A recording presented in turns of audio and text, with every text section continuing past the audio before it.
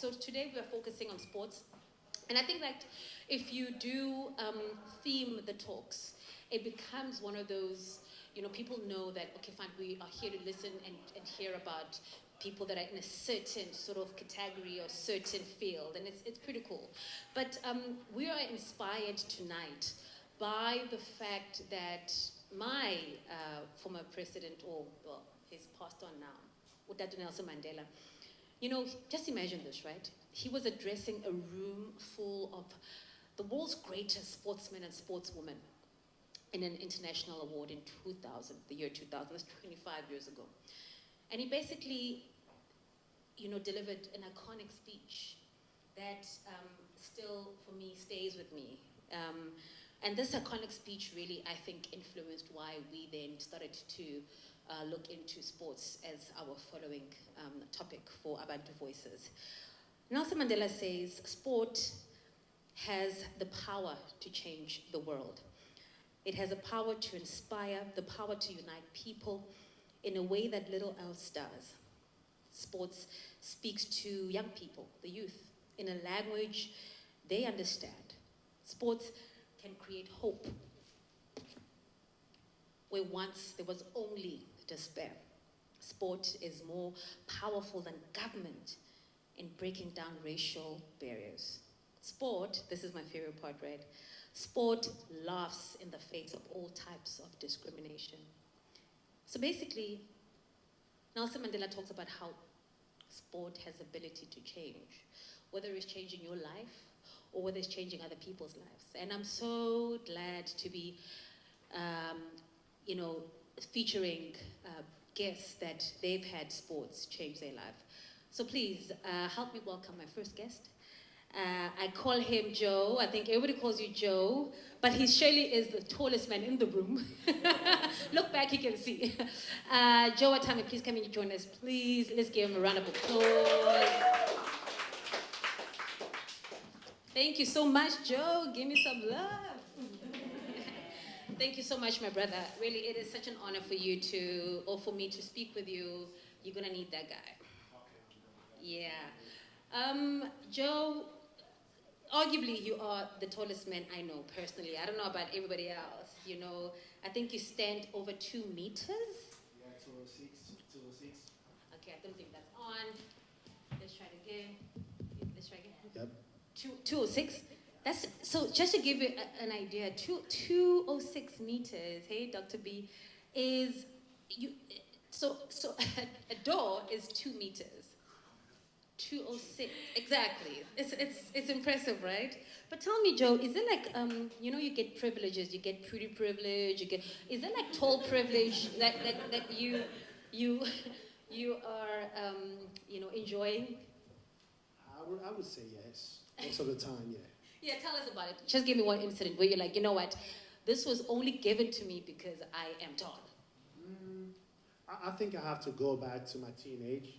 I started hanging out with grown-ups, adults, and I was only allowed to be in there because I was taller. Okay. Yeah, that's just one instance, but there's plenty of them. I mean, when we had lunch the one time, prepping for this interview at this restaurant, they asked him like, oh, can you please switch off the fan up there? I'm like, hey, these guys. But yeah, I mean, so we will get into all of that, but I just want to start from the beginning where we all have to start, really. You're from Cameroon. In fact, you describe yourself as like a village boy, like a simple village boy. Tell us where you grew up. Oh, I won't say village boy, but a neighborhood guy. Not really. I was living in the big city, but I was never involved with the big cities, events and all that. I was just keeping it to my neighborhood. Right. So your background is basically, rooted and grounded in community as well. Yes, absolutely. My uncles, my aunts, basically just my neighborhood. Everybody that was living there, that's what I was really accustomed to. Yeah, I mean, many of us maybe had not been to Cameroon. Personally, I haven't, and I'd love to go. If you had to maybe describe where you grew up, or just maybe like a sort of like an elevator pitch of Cameroon. What kind of a place is it? What kind of what's your experience of living where you lived? And what did you love the most about it? I would say, I think most of us, we say the same thing about where we come from. Beautiful place, the most beautiful place for me, because again, Most of my beautiful memories are going to come from there. And having that sense of community, I've never felt the same since I left. So whenever I do want to feel like family or just belonging, it's still the best place for me to go to. But besides that, beautiful people, amazing cultures, just a place to be in. And whenever you do experience it, I do believe you're going to love it. Right. So people in Cameroon, or maybe where you grew up, would it be like an ordinary sight to be this tall? Or like, do you guys have like a tall gene hanging around there? I mean, to be truthful, I'm still a rare occurrence, even in my family, because to meet people that are above 6'5", it's, I think, the 1% of the people in the world, no matter where you come from.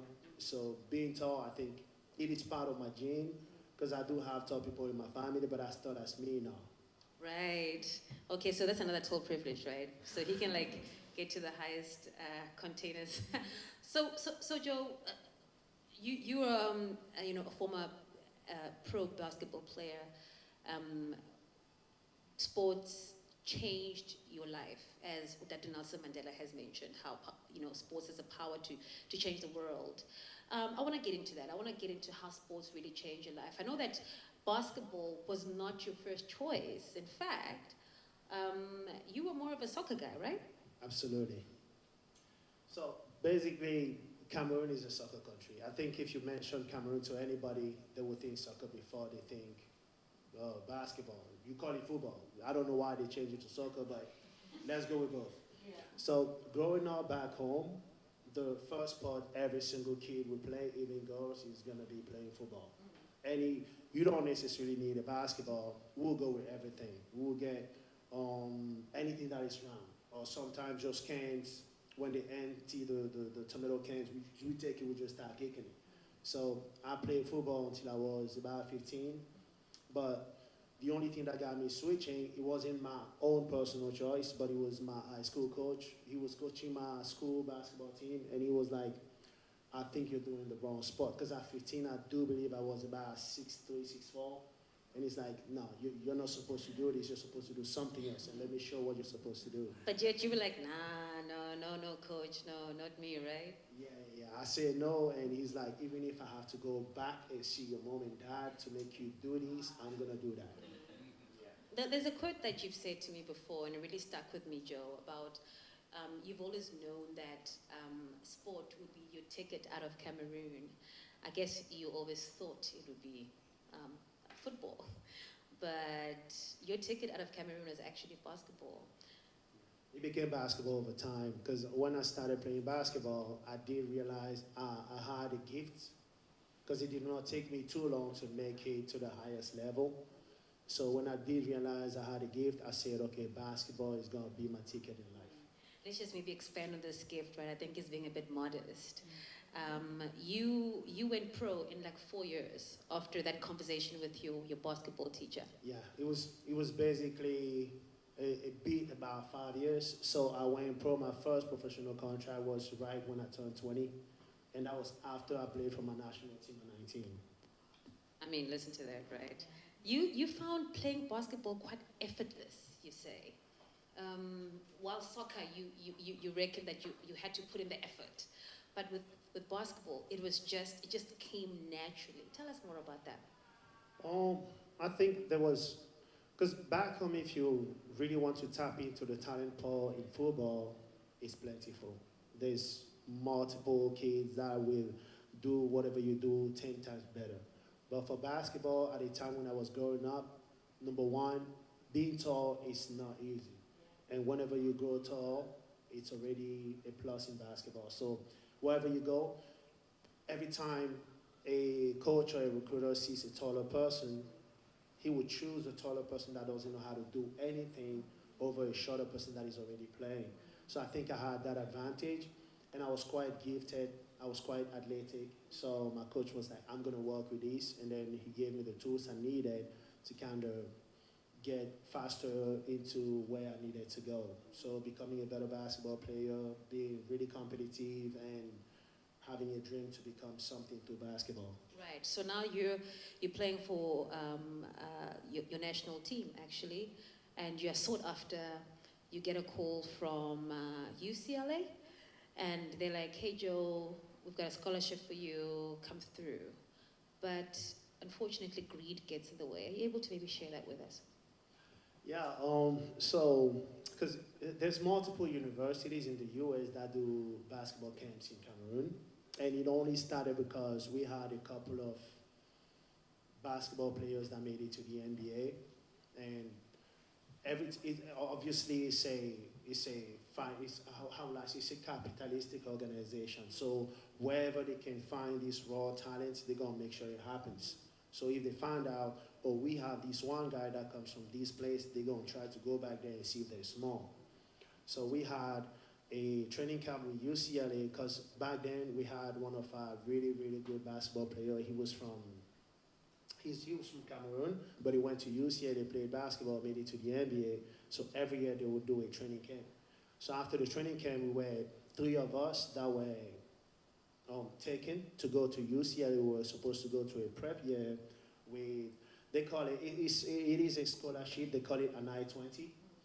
So we had our I-20s, we were supposed to get all the documents to go to the embassy and get our visas to be able to play. But then, again, universities or sports organizations back in the US, they don't deal with players. You need a mediator, you need an agent. And the agent back home was one of the coaches we had that was running it. So when he got our I-20s, he said, each of you need to give me this amount before you get it. And for me, when I was back home at that time, I was like, hey, listen, I barely eat twice a day. So I don't think this money you're asking me, I can give it to you. If you can, and you trust me, you believe in me, you let me go. If I make it, I'm gonna come back and be thankful. And he said no. So. Wow, so he basically sat on that because you could not pay him a bribe. Yeah. Man, that must have messed you up. It did. It crushed me. I stopped playing for a while. I was like, why am I still gonna do this if this is what's gonna happen? But again, you know, when you strongly believe in something, you don't completely give up. You're gonna be down a little bit, but then you're gonna stand back and then try to do what you have to do to get there. And the thing about this part of your story, Joe, is that, you know, you always knew that sport, and you already know that you're so good at basketball, was your ticket, you know, out of Cameroon for better opportunities. But it wasn't just better opportunities for yourself. It was better opportunities because your mom was quite sickly, and you wanted to provide for her and also just your family. And yet this man, hopefully he's a man. Yeah. he takes this person. he takes the food. Don't put it He like literally takes the food out of your mouth. I'm really sorry that happened to you, but you know, I'm a very big believer in that. If one door closes and a bigger door opens, and this is exactly what happened to you. A friend disguised, actually a guardian angel disguised as a friend comes through and gives you your big break. Not gives you, but I guess an opportunity for a big break. Tell us about that. Oh, actually, that is my best friend. We've known each other right now, I think, for more than a bit over 20 years. And it's funny because we did not grow up together. He came to my city to play basketball. He was from the capital, like the political capital. I'm living in the economical capital, so he came there to play basketball. We played a little bit. You know how when they say good deeds, what? Good deeds never... No good deed goes unpunished. Unpunished? No. Yeah, so something like that, right? So I treated him like a brother, because I never had a brother growing up. I had a sister with me. Right. And when he came in, I'm like, hey, listen, I've never had somebody like you. Even though he was living a bit far away from me, he would come home, and I'll be like, hey, listen, if you're coming home, you know, just tell me what you want to eat. I'm going to tell my mom, and she's going to cook it for you. Yeah. He's like, what? Your mom is going to cook what I want to? I said, yeah, that's how we do it. So we started off just simple, and we became really, really close. And then all of a sudden, one day I woke up and he's nowhere to be found. He was gone. And I'm like, okay, then I'm back being myself again. So I'm just gonna do what I do. And I was back home because at that time, that was when the whole, after playing for the national team, I did not get my I-20, but he was already gone. And one morning at 4 a.m., I don't know what I was doing up again. That's fate. It's, again, the works of whatever it had to be aligned. I get a call and I see multiple numbers. I'm like, what is this again? Is it a scam?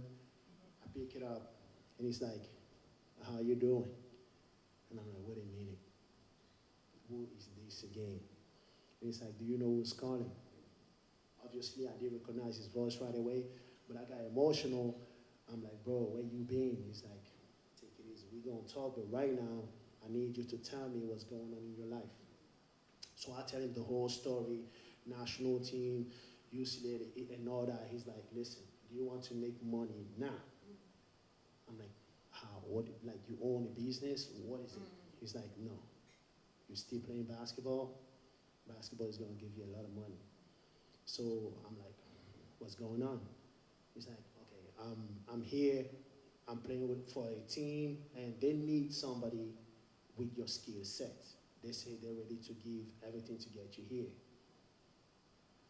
And I'm like, how? I don't believe this. How? He said, okay, you know what? Say no more. I'm going to send my sister to you tomorrow morning. So his sister comes through. She's like, okay, this team, they want you. They said this is what they sent.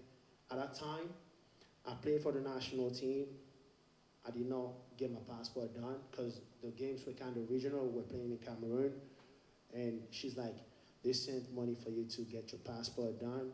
They already bought the plane tickets. This is your pocket money. They sent everything, and you're going to leave in 2 weeks. And I was like, what is this joke, right? And I was just dumbfounded. I'm like, no, I can't believe this. You know, when you pinch yourself to see if you're still alive, I started doing that. And I'm like, you know what? You were much alive. I was. And I'm like, guess what?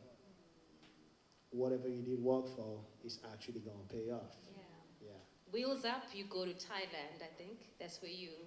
No, I go to the Philippines. The Philippines, okay. So that's your first posting, essentially. It's the first time you leave Cameroon. First time ever. What was your impression of that place?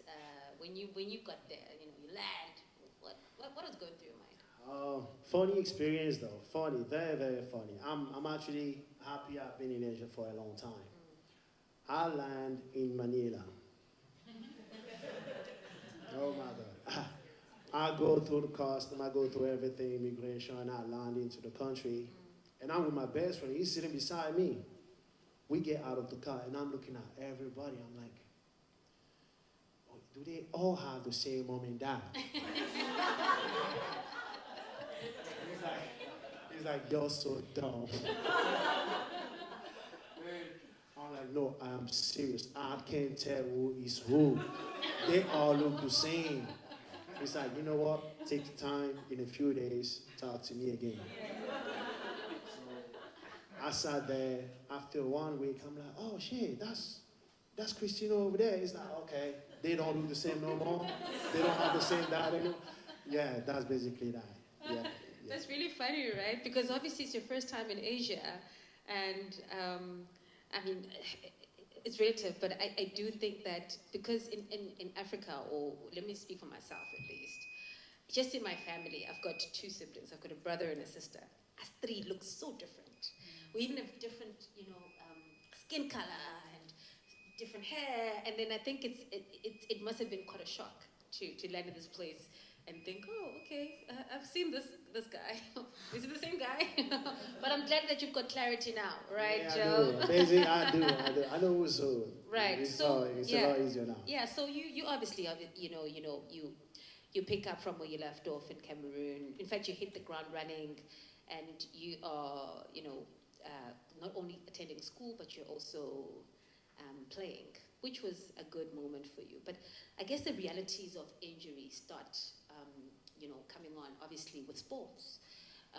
The reality that you will get injured and that will affect your career. And that happened to you. A lot. Maybe without scaring us too much, how serious was this injury? And how did you then manage it, not only on a physical level, but also on a mental level? So you know, especially when you're young, you don't have too many aspirations like that. Especially when you find something that gives you your daily bread, you're like, this is what I'm going to focus on and I'm going to do that. Especially because when you're young, you think, I have my whole life, I'm strong, nothing can stop me, right? So I get there and I'm like, great, I'm going to I'm going to rewrite history here because I'm good at what I do. And right from the get-go, first day, everybody's like, this guy is amazing. Yeah. But then a few months into me being in the Philippines, I'm playing for my team. During training, I jump to go to the basket, and my teammate, he just pushes me. I mean, no harm intended.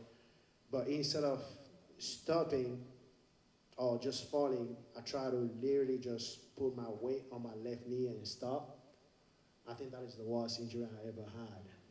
So kneecap dislocation, popped out, came to the side. At the same time, I had a fracture and I injured my MCL. So it's like 3 injuries in one. And at that moment, I don't realize it. Again, when you're young, everything just blood is rushing, adrenaline. You're like, I'm strong. Pop it back. You're like, I'm ready to go. I said, Coach, let's go. He's like, no, little boy. We're not going anywhere. He said, take a seat. So I take a seat. I'm like, this coach is dumb. What is he doing? 30 minutes later, my left knee is 3 times the size of my right knee. And he's like, we got to go to the hospital. I get to the hospital. They're like, this is tough. This is absolutely tough. So you know something is bad when they get into private meetings with the doctor and they want you outside. Yeah. I'm like, something fishy is going on.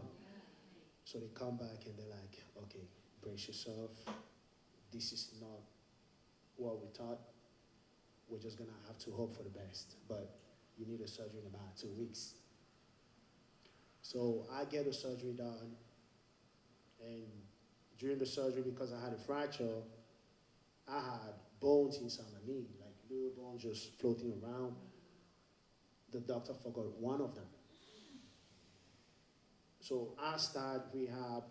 I'm doing the leg extensions and all that, and I see something moving in. He's like, and I'm like, something is wrong with his knee. When I move it, there's something moving. They're like, no, you got the best doctor in the Philippines. What are you talking about? I'm like, I'm serious. I'm not joking. Then I call my therapist. She's actually, I still remember her name. By that, she's now in the US. Great physio, amazing physio. She sees the bone moving. She calls the doctor. She's like, look at that. And he's like, he calls my team. He's like, listen, something went wrong. We need to do it again. 2 weeks later, I'm under the knife again. Second surgery. Just for clarity, well, for me at least, what's moving? Is it the bolt? A bone, like a loose bone. Like literally just being in there, wandering around, having fun into my life. This is a nice neighborhood. Yeah. Just going So forward. we're all good in the hood. Yeah. But the thing about that, Joe, is that, if I had to get, injured like that, for example, of course it's not good, I guess off my feet or off my leg for a bit, but my life doesn't depend on this, my livelihood. Your visa doesn't depend on this. So I can only imagine that it must have been quite scary for you. I mean, you laugh about it now, but it must have been quite scary for you in terms of what the turmoil that it caused in your head mentally. Yeah, I mean, at that moment, that's when you sit and you're like, oh, my dreams are done. Whatever I had, I need to go back, revisit the whole plan. What is plan B? But you have none, right? Because everything was plan A, because you say you're strong, you're good, you're young, plan A is best, and you never had a plan B. But that did not happen for me. I had a plan B. So I told myself, even if I'm going to play professional sports, I'm still going to have to go to school. And I wanted to be a student. I didn't want to get any favors from being a professional player. And then I get into a university, they're like, oh, that's a player we see on TV. We're just gonna make him pass these things. I actually needed to study. So I already started going to school while playing. And then I was like, okay, I'm injured, that's fine. Even if I can't play no more, I'm gonna continue going to school. But luckily, my team believed in me so much, and thanks to them, they did everything for me to come back. The doctor at the time, it was a wrong diagnosis. He said he's gonna be able to come back in 3 months. It took me 1 year and a half to come back. But they stayed with me through the whole process. They said, we're gonna wait for you. You know what you can do when you're healthy, so we're gonna give you that. And they were paying for my studies at the same time. That's amazing. And I think also, like, you must have been so talented for as you said, a capitalistic sort of industry to still like sit there and say, you know what, it's a year, it's not 3 months, but it's a year and a half, and we'll stick to you. So yeah, another big door opening, right, for him. But I really want to come closer to what you're doing now. But before that, because the one thing I failed to mention, and I really apologize for this, Joe, is that when I say that sports changes lives, of course we've heard how sports has changed his life and impacted his life, from Cameroon to the various countries that we'll get into. But one thing that you're doing now is, you're quite passionate about using sport as a catalyst to shape young lives, and using, youth empowerment really through sports. So we'll talk about Coach Joe, which is how he's fondly known, because he is and has a track record of coaching top-tier international schools as a basketball coach, and as I said, really shaping the lives of young people and using it as sport. But I do want to get into, Coach Joe, right? So you are going into these various schools, and you are now passing down your talent and your God-given talent. But prior to that, before that, just so our audience knows, you have played and you have coached in Thailand, in the Philippines, in South Korea, and you're obviously in Hong Kong doing that as well. Basically, you're supervising, training, mentoring, coaching, not just young people, but coaches as well. So the coaches that you see coaching other people, he's coaching those people, right? So Coach Joe, tell us about your, I guess, becoming of what you are now. After how long did it take that you realized, okay, you know what, I think it's time for me to pass on my skill? I think that I got that from my parents, because growing up, I saw my parents wearing different hats, right? My mom had a regular job. She went from just being a housewife when my dad was the one working, making the money. He's like, hey, you gotta be in the kitchen. She's like, okay, I'm gonna do that. And then when my dad became sick, she's like, okay, I'm gonna have to be the dad now. She went back, got a job, and then later on she had a restaurant. She was working, running her restaurant, and I'm like, okay, to kind of be successful, you gotta diversify. Right. So that's also what kind of drove me to say, even though I'm playing basketball, I'm still gonna have to get something that's gonna give me knowledge that I'm gonna use tomorrow. So when I actually started coaching almost at the same time I started playing, because we had the opportunity to run, it's very, very exclusive camps. It's junior NBA camps, and they only happen in certain countries at certain time. And the team I was playing for in the Philippines, we were kind of hosting those camps. So I had the opportunity to start coaching at a very young age, and I met amazing coaches, amazing basketball players that a lot of people only see on TV. And I continued doing that throughout my playing career. So I have collected, or I have kind of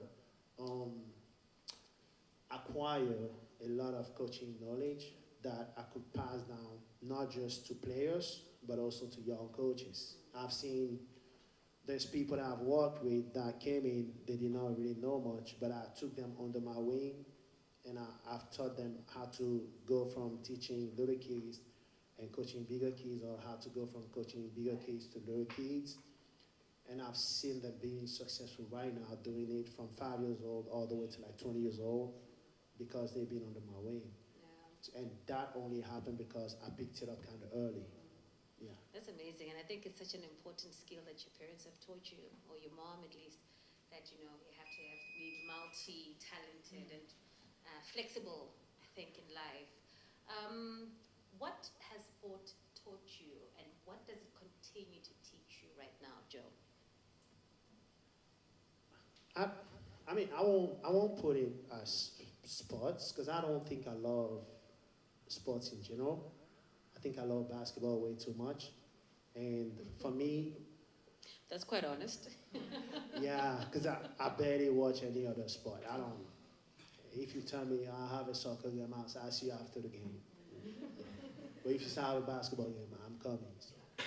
Yeah, I would say, just from my original dream, basketball kind of fulfilled my dream to the best extent that I would say basketball today gave me everything. Absolutely everything. There's a lot more into me playing basketball, going through the whole experience I had that maybe we did not get to talk about. Just the way I felt, just the way I was treated, just the way I was seen, that nothing else could have given me. I do believe that. Tell us about that. I mean, what did happen actually? So it's kind of, when you do reflect on it, when it happened, you don't really think about it, but when you go back and think about it, then you see how big you were, right? So I landed in the Philippines. I'm this young boy, 20 years old. At 20, you're not smart. You're not smart. Or you're emotional. You're impulsive. Everything is just, you don't think about it. You just have to do it. But my best friends in the Philippines were 50 years old and above. And it was, now when I think about it, I actually had maybe better opportunities, but I refused to grab them because I was so keen into sports. I met amazing businessmen that was ready to take me under their wing. They're like, we love you. Like, come here, we're going to teach you this. No, you see basketball? No, go away.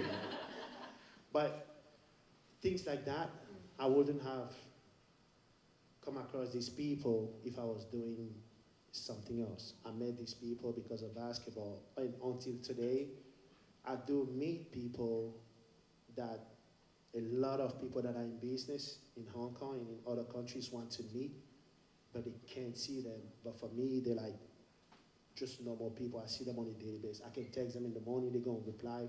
I can text them at midnight, they're going to reply. But a lot of people that are also prominent business people are trying to see them, and they can't. So that is something, a plus that I have in my life, that I think maybe, I don't know, because I never experienced it, but maybe something else would have not given that to me. See, I told you, it's all privilege. There you go. No, I love that story, and thank you for sharing that with me, or with us, because I think it also just speaks to the sort of networks that we can access when we are where we are, right? That's why we also have to take advantage of even just us being here. We're very different people. We come from different places, and we never know what conversation I can have with you, Sage, and that could, open up another door for me. So we really encourage you guys to do that. I know you're a dad. He's a fantastic dad. Our kids are like almost the same age, actually, and I wonder what has being a dad, or how has being a dad influenced your approach in coaching? You shared something with me around the sort of busy lifestyle that Hong Kongers have, and that they really, if dad is paying for it, it doesn't really matter about the follow-up. The kid is entertained, but yet there isn't anything that's like tangible and concrete that they're doing. So the kid is going basketball, and that's it. And you now end up having to step in a different role. Tell us about that. So, again, that is part of meeting these people that are part of the 1%, because most of them, they don't have time for their kids, and they will easily give you their kid and making you the first person in the life of your kid. So I had very specific cases, two of them, and one is now about 21, but I've known him since he's about 9. I started coaching him when he was 9 years old, and I had to mentor him all the way till now. I still do mentor him. So whenever his parents need to tell him something, or they want him to get onto something, they will reach out to me and be like, Joe, talk to your boy. Tell him this, tell him that. Oh, we're struggling with this, can you please help? And all that. I think it is rewarding, but at the same time, it kind of puts a little bit more pressure on you to be something you maybe not are very trained for, because then you're going to have to be a dad, sometimes a mom, a psychologist, a doctor. When he gets injured, you're going to be the first one to tell him, oh, I don't think it's too bad. But you're not a doctor, right? When he's down, he's like, oh, I don't think this is for me. But now we have to step in as a psychologist. Oh, you know what? You're going to be fine. Just keep going. Things get difficult, but you don't really know what's going through his mind. So it's different roles that you take, being a coach, being somebody that people trust, and it puts you in different shoes, right? Sometimes he's great, but some other times you question yourself, like, am I doing right with this little kid? Yeah. He's always messing around, but again, you get to do it because this is what is coming to you. They trust you with this, they trust you with that, and you just have to do it. And being a dad, how does that influence this approach? I think being a dad actually helps it a lot more, because I try to, whenever I get younger kids, I would like to treat them the same way I treat my own kid. And I don't want to be too gentle with them. I don't want to be a demon to them. I want to be right there, the person that will tell you what you have to do, how you can do it, and guide you into these paths. So I get younger kids, 5 years old, when they see me, they're like, oh, good Joe, they high-five you and stuff like that, and that is beautiful. At 5 years old, right? Yeah. They would listen to you before they listen to their mom. You're like, go get water. He goes, he gets water. His mom tells him, go get water. He's like, why? What are you talking about? He's like, Coach Joe, oh, yeah, I'll go get water. Stuff like that. So, yeah, it's just, you see, you can impact people in so many ways just because of what you do. They see you as a role model. They see you as somebody they want to be themselves. And I think it's beautiful and rewarding. Yeah.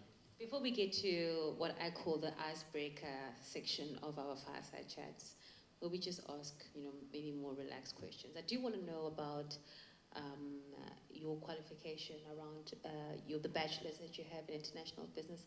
What role and how does it fit in what Coach Joe is now?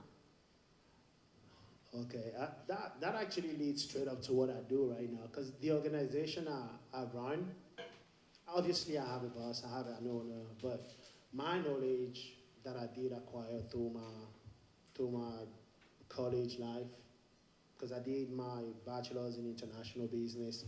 I started my master's in business, and I'm like, enough of school, let's go get this money. I'm already getting it anyway. So, but again, I did really, really go to school, and that knowledge allows me now to run my organization and put certain things in place that a lot of other organizations don't have. So I can see something, and I'm like, this is gonna work. Everybody else in the organization is like, no, we don't believe this. I'm like, okay, you know what? I will do it my way. Let's do it this way. And if it works, it does. Or if you don't want, we're gonna try your way. Sometimes you try my way, it works right away. And some other times you try the other way and it doesn't work. Told you so. So sometimes I do say, I told you so. And some other times I'm like, shut up, Joe. Don't say anything. So, yeah. But it's literally just the knowledge I had of business. Because it is good to be on the field. Some people can do it like that, but most people, I think, you need to learn. You need the knowledge before you do it. Because if you get into business, again, it's difficult to be successful, but it's also easy to be successful if you know the right channels, if you know the right word, if you know the right process, right? So, and I'm lucky that the stuff I studied, kind of what I needed to run the organization I'm running now. Yeah. I love that, Joe. I don't know, do you want to expand more on the organization that you're running? You know, we gotta give information out, right? I think we run one of the biggest sports organizations in Hong Kong. It's called Dream Sports Academy. We actually are the owner of the Paris Saint-Germain Academy, and you know how Paris, they won everything this year in Europe, absolutely everything. So you have massive international school asking for our services. We have basketball, we have volleyball, we have badminton, and we run multiple international schools programs, among which we did our international school program at some point. We let it go because they were trying to not follow what we wanted. We're like, it's only gonna happen if we see eye to eye, so we had to let that go. The Chinese International School, we run all their basketball programs. The Singapore International School right here, actually one of the best schools. Literally, I can walk in there anytime, I can see the principal, whoever, anytime. One of the best schools. We run the basketball, volleyball, and badminton programs. Christian Alliance International School, there's multiple. I can go on, and all of these sports, even though I'm a basketball coach, I'm still involved in marketing in all these sports. I'm still involved in communication, just the way the product has to be presented, just about how the business can be better. I'm still involved in that. Wonderful. I mean, that's so refreshing to hear how what started off as talent, effortless talent, has multiplied, and you're doing what you're doing, which is still part of your passion. But I have to ask you, Joe, if it wasn't basketball, what would it be? Do you imagine Joe, who's not a basketball player? What talent? This is now the icebreaker questions, right? We're like now relaxed. What would you do? What would you be doing if you were not doing what you do? I mean, I'll never know. I'm not God, but hey, there's only a few people that know what I could have become if I wasn't a basketball player, and that is not me. But I would say the drive I had and that I did put into basketball, I could have maybe had the same for another thing. Yes. And still make it happen. Yeah.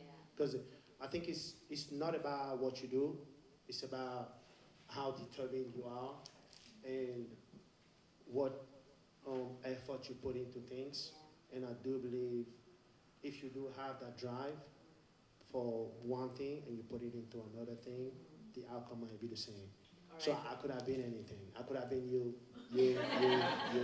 anybody. And you could have been good at it, and I think that's what I'm getting from you. I could. And I just love how you are making, acquiring an education, even though you're talented, so important.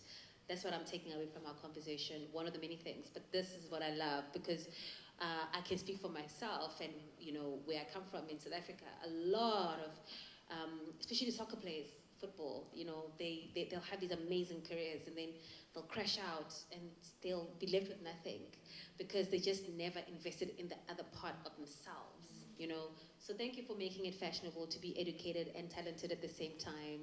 We really applaud you. You're such a cool guy, right? Such a cool guy. And I do want to know, before I open up we always open up the floor to questions. So get your questions ready. I do want to know, do you remember what you did with your first salary?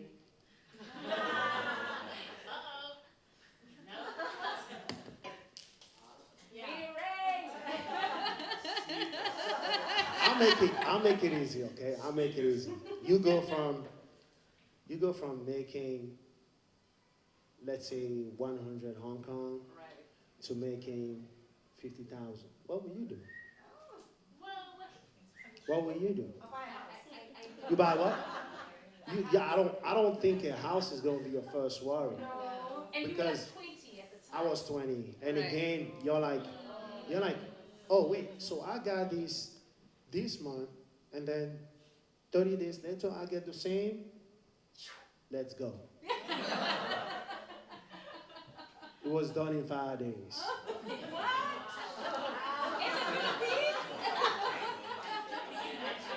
Trust me, if you want to go, you will go.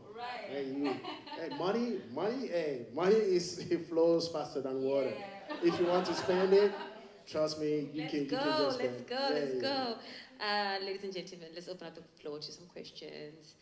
Show of hands, anybody, anything, really. Like, this is the fun part. This is actually my favorite part of the Fireside Chat, where I hear you know, some of the questions that maybe I missed, or what you're interested in. Go ahead, brother. Advice for Hong Kong parents. Sorry, we just need to get you up. Advice for Hong Kong parents. And before that, just maybe give us your name. I'm Anthony from Australia, living in Hong Kong right now, and I wanted to know what advice you would give to Hong Kong parents about their children. Thank you. Thank you, brother. I think that my advice doesn't apply to everybody. I think there is a different set of parents in Hong Kong, because I'm one, she's one, you're surely one. Some of us over here are parents. But I would say being a parent in Hong Kong is very challenging, because you don't shape Hong Kong, Hong Kong shapes you.